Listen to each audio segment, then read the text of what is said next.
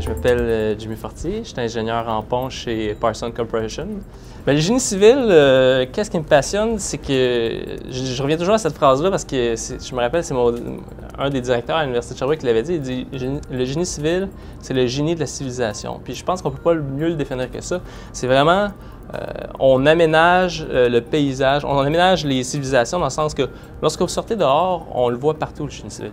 Les rues, les aqueducs, les autoroutes, les ponts, les bâtiments, les barrages, la géotechnique, les matériaux. Donc, ce que j'aime, c'est qu'on peut sortir dehors dans la rue, puis on voit nos réalisations. C'est très facile de voir nos réalisations.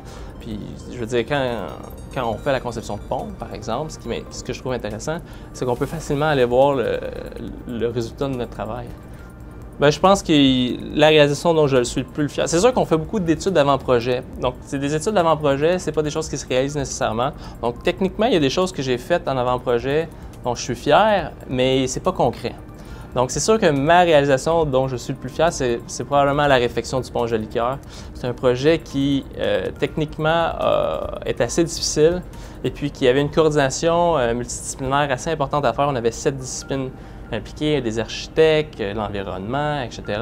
On avait la Ville de Montréal, on avait aussi d'autres partenaires externes, dont la CSEM, Hydro-Québec. Donc, c'était un projet complexe. Puis quand on regarde le résultat final, je suis particulièrement fier. Je trouve vraiment que le rendu du pont est excellent.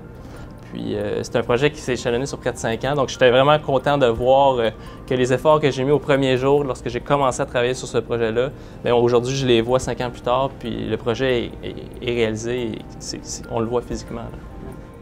Je pense que ce qui est vraiment important, c'est que oui, on apprend beaucoup de choses à l'école, mais quand on arrive en pratique, il y a des choses qu'on n'a pas appris à l'école, puis il faut être bien encadré. Je l'ai été à mes débuts chez Desso. On m'a encadré, on m'a donné des opportunités de travailler sur des projets intéressants où j'ai été encadré par des ingénieurs seniors d'expérience, des chargés de projet qui avaient du temps pour justement m'expliquer des choses.